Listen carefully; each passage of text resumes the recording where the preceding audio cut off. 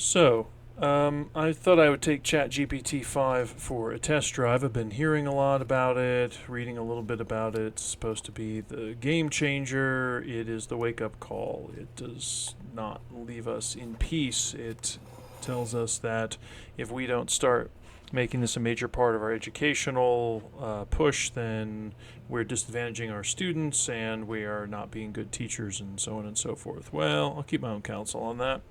But I figured I would take it for a spin. Um, I've already done. I have access to it because I have the plus level version of ChatGPT.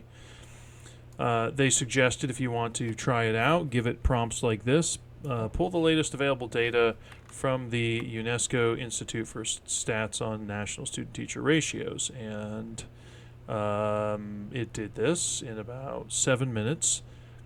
Retrieve the latest UNESCO Institute for Statistics data via World Bank API for student-teacher ratios, teacher counts, and enrollment figures. It extracted key findings and it gave a spreadsheet. Created a spreadsheet of its own with the specified columns. Now, I'm not entirely sure why you wouldn't just look at the UNESCO data itself. I haven't looked at it, so, obviously, simplified version, you only need 4 columns, but why laboriously type all that in there if you can get the machine to do it? Okay, that's an interesting use of this tech. I'm going to try to give it one of my assignments. I have no idea if this is going to work. I may have to do it a couple different times because I'm not entirely sure what it can and can't do. So I'm going to have it. I'm going to add the PDFs of five PDFs, and these are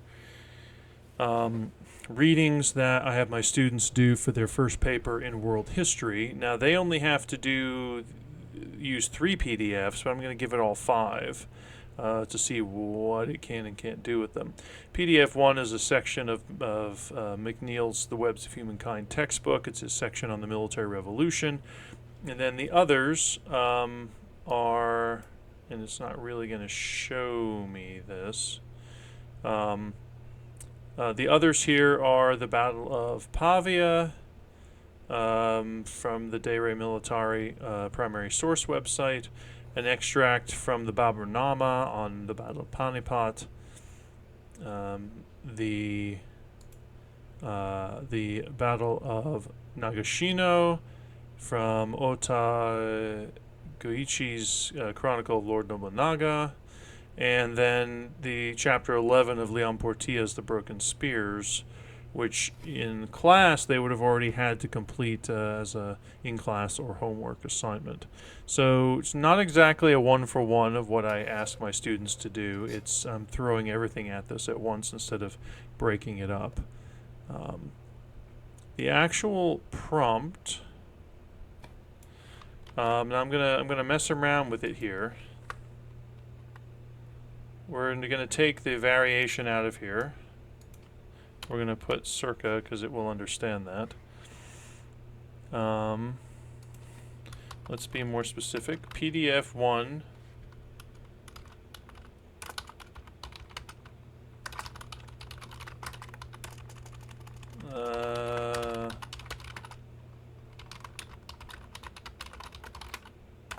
Lays out 6 conditions. 6 of military change in the early modern world. Write a short paper that assesses whether or not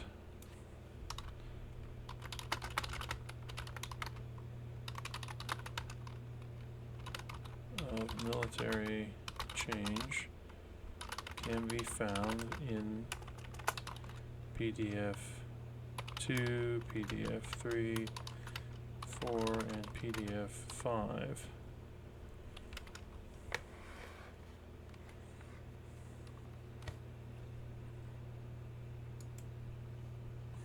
And let's make sure we can actually Let's go here. Yep.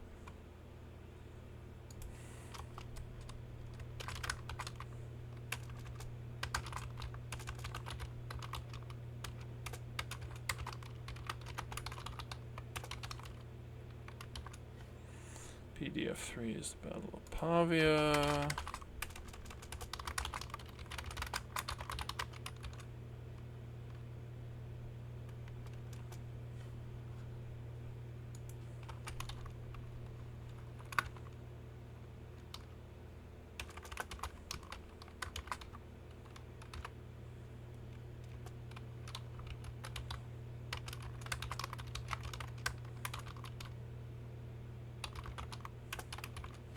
PDF 5, which is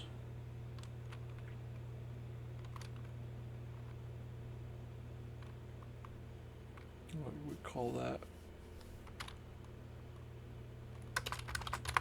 I'll just give it the title of the book.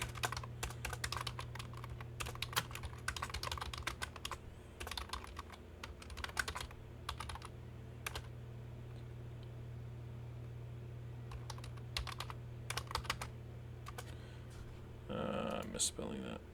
Tenochtitlan. There we go. Write a short paper that assesses whether or not these aspects of military change in PDF 2. Not will. We'll just say construct your paper. And body paragraphs.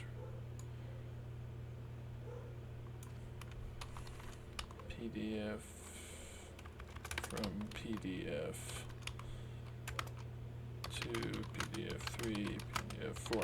I could say maybe PDFs 2 through 5, but I don't want to mess that up.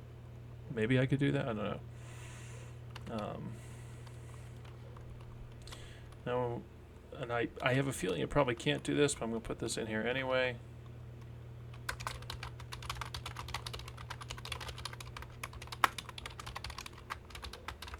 Please cite your information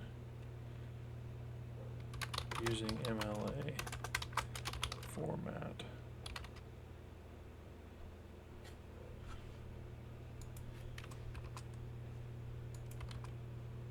Actually, hold on, wait a minute. If I'm going to do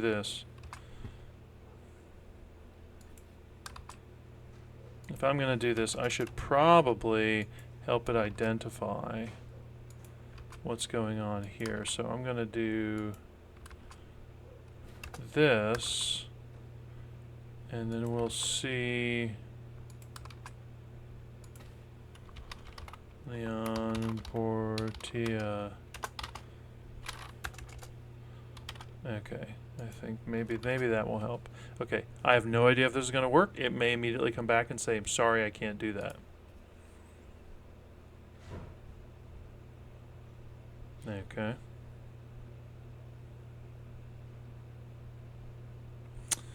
Okay, let's see what McNeil says here. I'm going to open this up just to review.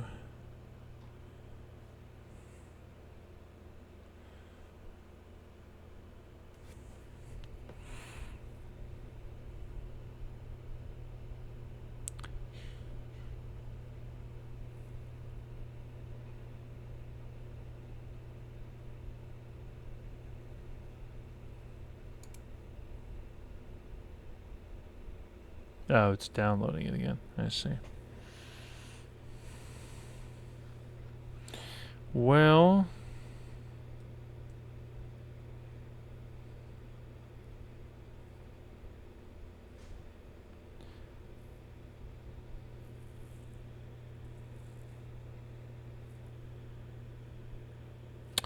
this is interesting. This is not the first time that... Okay. Let's start with McNeil's 6 aspect. He does identify 6 aspects. I have come across this kind of mistake, except I think it's a mistake, before when asking students to do this type of assignment. So the actual 6 aspects of that McNeil identifies in the military revolution or revolutions, depending on your opinion on that. It's not firearms. It's the size of armies.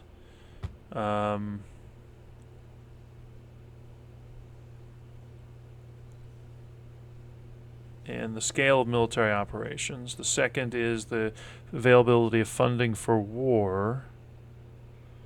I mean, that kind of summarizes it. I wonder if they're getting this from earlier in the chapter. Number 3 is the rise of emergence of oceanic navies. The 4th trend is field artillery and fortifications, which, sort of here. The 5th trend is standing armies, which is sort of here. And the 6th trend is logistics, intensification of logistical demands. So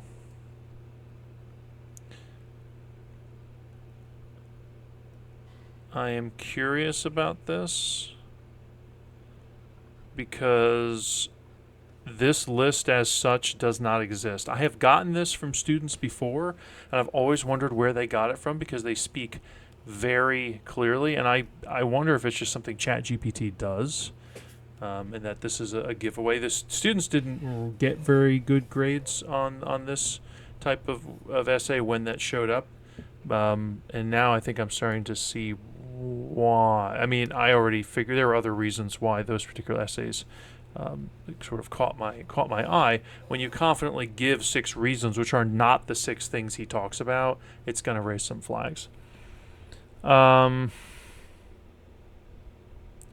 Okay.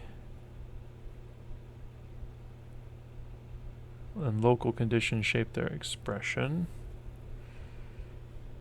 Okay, let's take a look here at, let's see, the Babarnama. Let's see. Field artillery, firearms, tactical innovation. Now, is that linking back to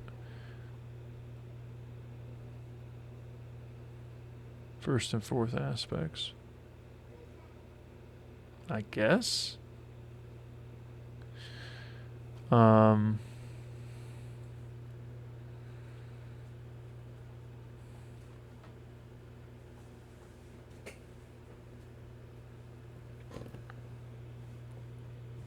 Mm-hmm.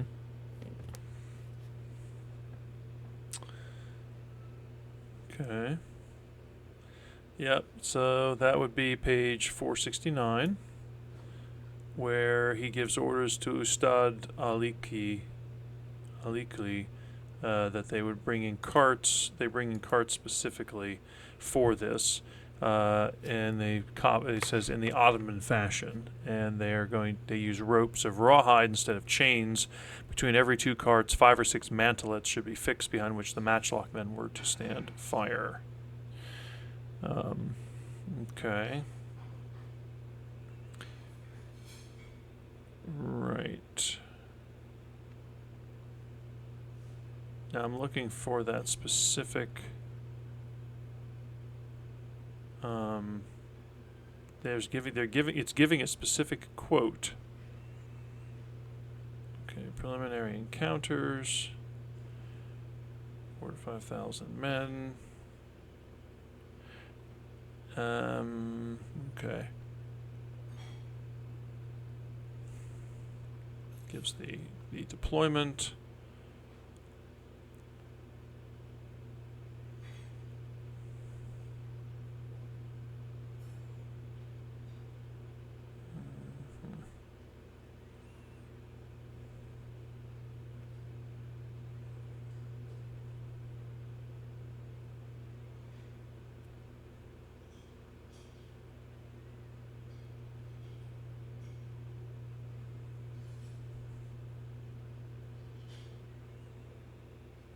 The artillery played with great effect.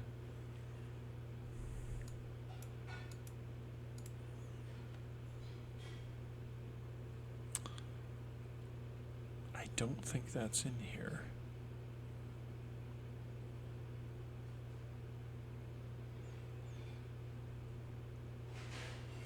So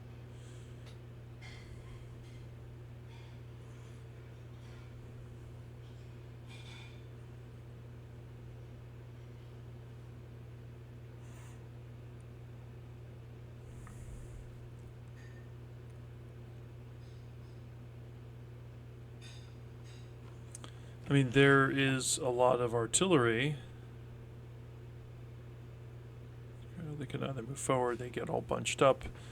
A lot of horse archer, archer and horse archer firing, and basically the battle's over by noon.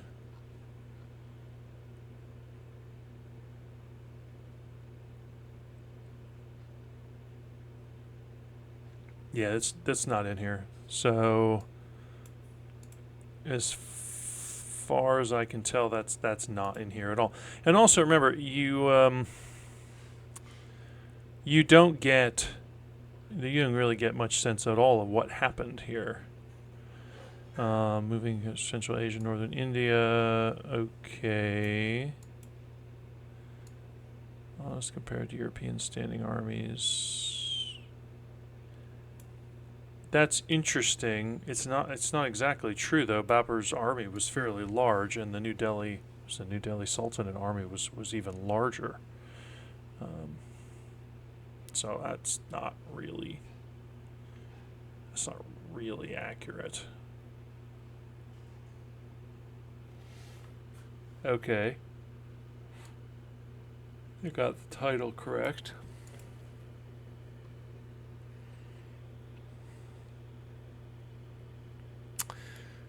Okay, but you get no sense of what actually happened at the battle. Siege warfare, fortifications loom large. That is true. A fifth, vivid illustration of the second and fifth aspects. Fortifications and logistical demands. Okay, I guess.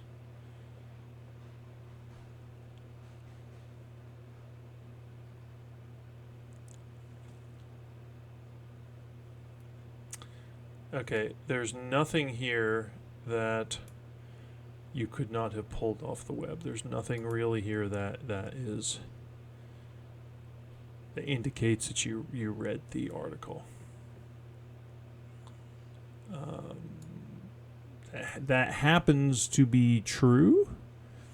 Tactical innovation, volley fire, and drill. Antonio Andrade has made some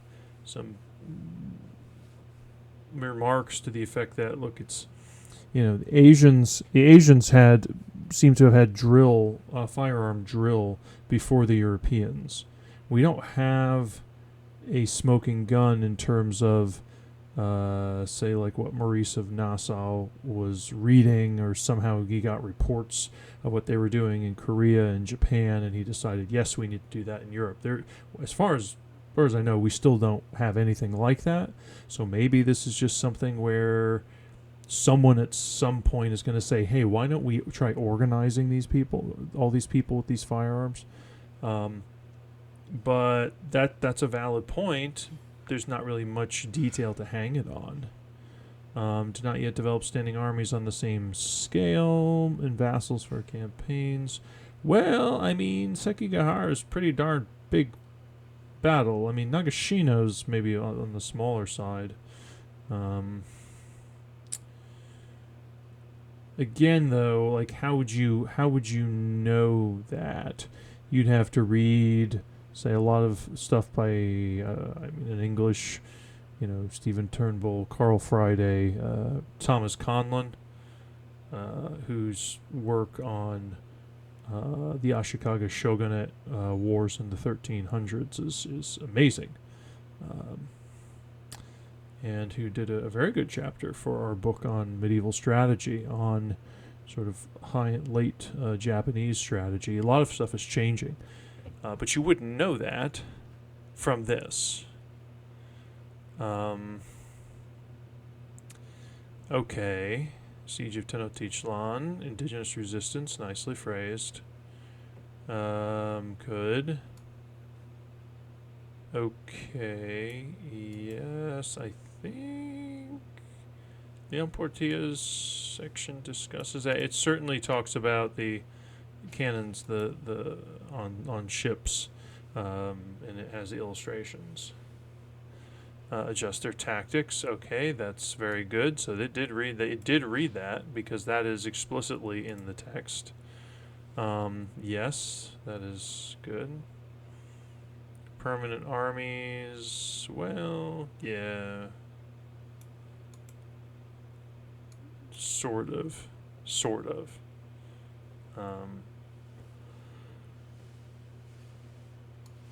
Well, resistance, that's your kind of standard thing. In fact, one of the themes of the chapter is just how vigorous this society was even after smallpox. And the chapter doesn't discuss, and we talk about this in class, it gives the impression, and I've taught this mistakenly occasionally in the past, that the Aztecs made no attempt to follow up their victory over Cortez in driving him out of the city, and they just kind of stayed put. In reality, that's not true. There was at least one major and several other smaller engagements. They tried to finish the Spanish off. They lost. But you wouldn't necessarily get that. You wouldn't know that from this. And that actually isn't in the chapter this is drawing from. That's something we discuss in class, and we talk about different accounts. Okay. Pavils, that summarizes what it told you.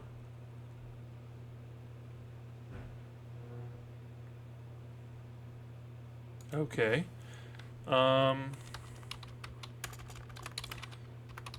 Expand it to a full. Well, we'll just copy and paste this here. Let's do that. Let's do that.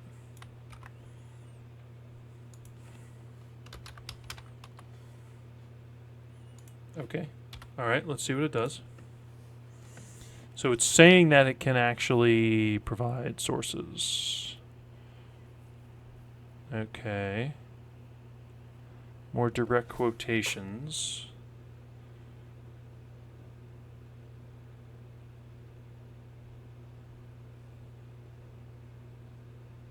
I must be missing a passage in here because it's repeating it again.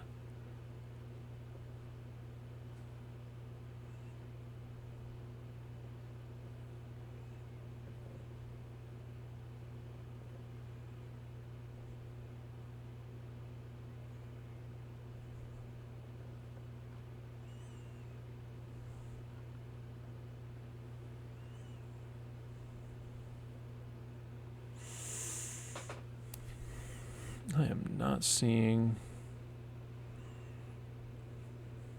I'm not seeing where that is. Turn to camp dismounted. Fighting array. Deployment of the army. Tulugama of the last wing. Okay. Touch the dark mass of our men. Okay, right. And their Sultan appears, and they're studying the Mughal lines. Then they give orders for the flanking parties to turn in. I'm not seeing. Okay. Good discharge of the artillery, but it says nothing about arrow. Okay, it talks about arrows. And then Ibrahim's army gets kind of compacted. That's it. Again, it expands this thing. This quote appears nowhere in the account of the battle. Unless... No? No, because he moves on very quickly from that. After April 20th. He just goes on. There's no... This doesn't appear in there. Tabor... Well, okay, I suppose... You could...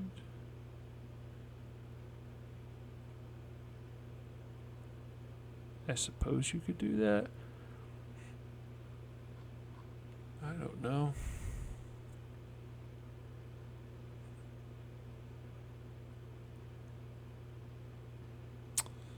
Cards and muskets. Yeah.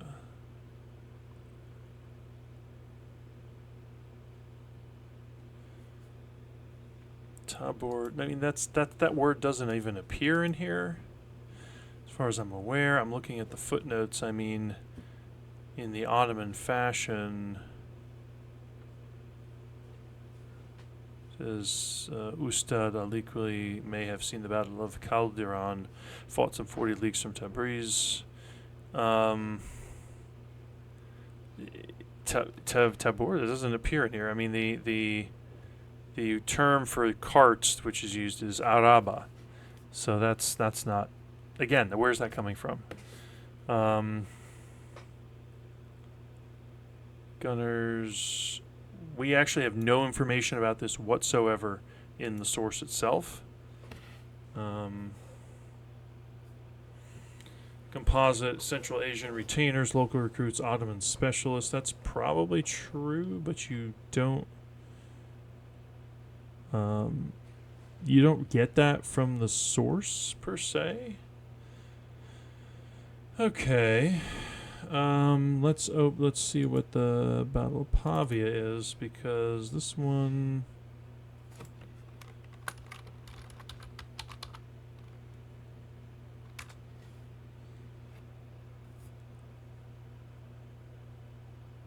Okay. Actually omits the word who. That's correct. That's a correct abbreviation. That's very glad. That's an accurate direct quote. It makes me think that I must be missing something here, but I'm not seeing it. But that's correct. That's accurate. Yes, logistical intensity. Okay, fair enough. That's chief captains of the imperial hosts. Yes, scale of the battle, political consequences. Right. Pardon me. It's been a long 48 hours. Okay. Let's see if I can find this.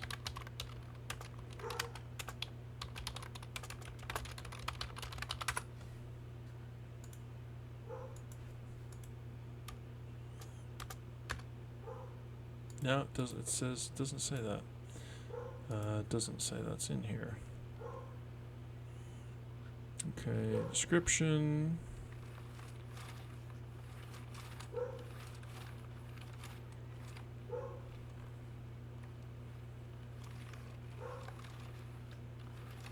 Strict instructions. Okay.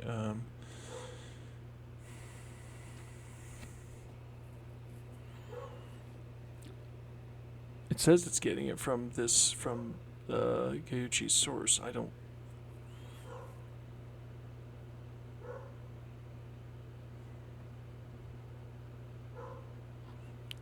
really see it.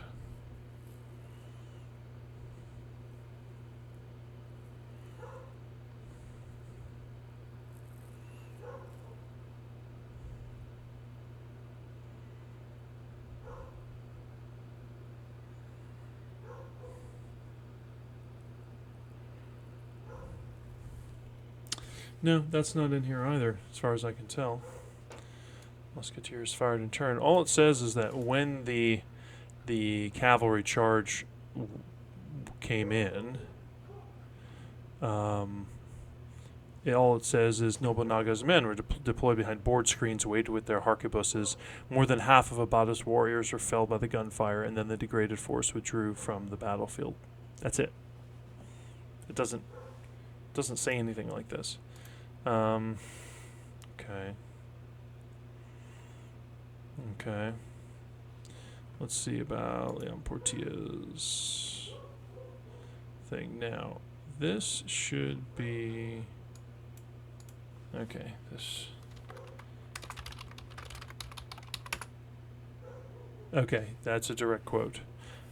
That's a direct quote.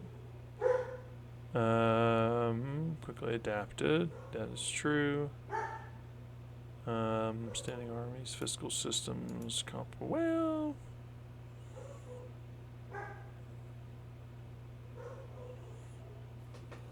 Eroded capacity to exist. That's a very carefully chosen word, capacity. Not will, but capacity. Okay. Well, it's interesting. I mean, depending on my mood, this could be maybe as. Would you add footnotes to Emily?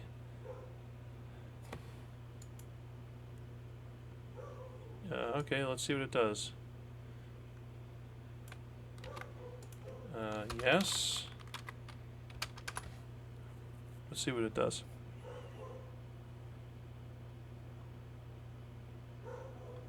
$566.68.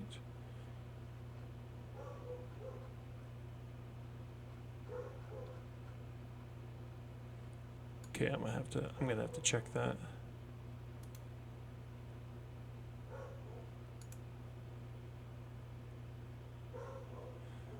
All right, let's see here. Where is?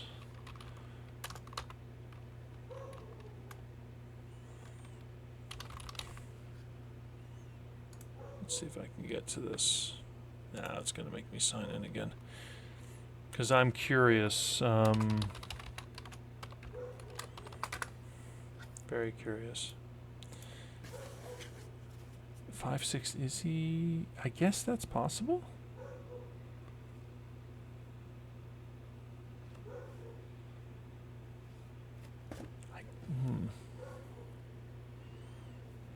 Let's take a look.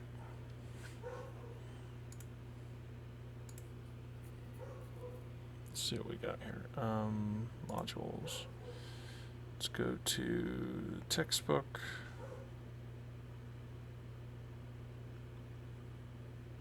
Course ebook. That's what we're looking for.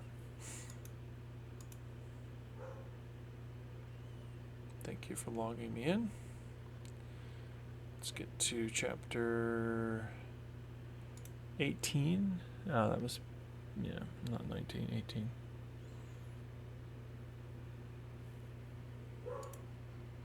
All right, now they do put page numbers in here, so.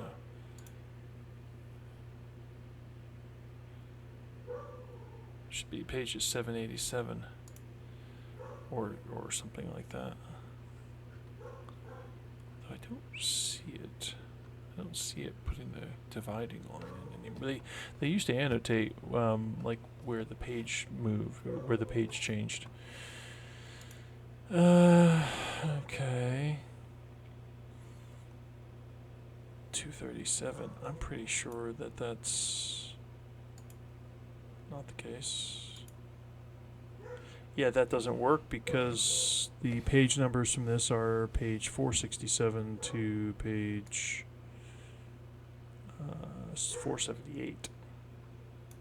So it's just making up citations. Yeah, it's making them up because that's a short PDF. And there's only PDF page numbers. It's not like from a book.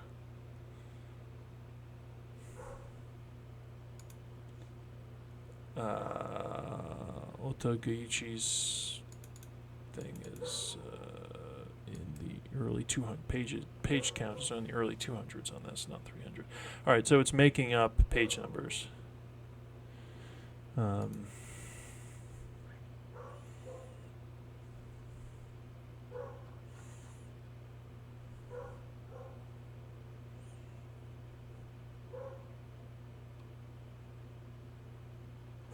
All right, well, that's actually accurate. It's 96.97, but yes, that's accurate. That's correct. Okay, so explanatory footnotes. No, we don't need to do that. So this is interesting. It does produce an essay.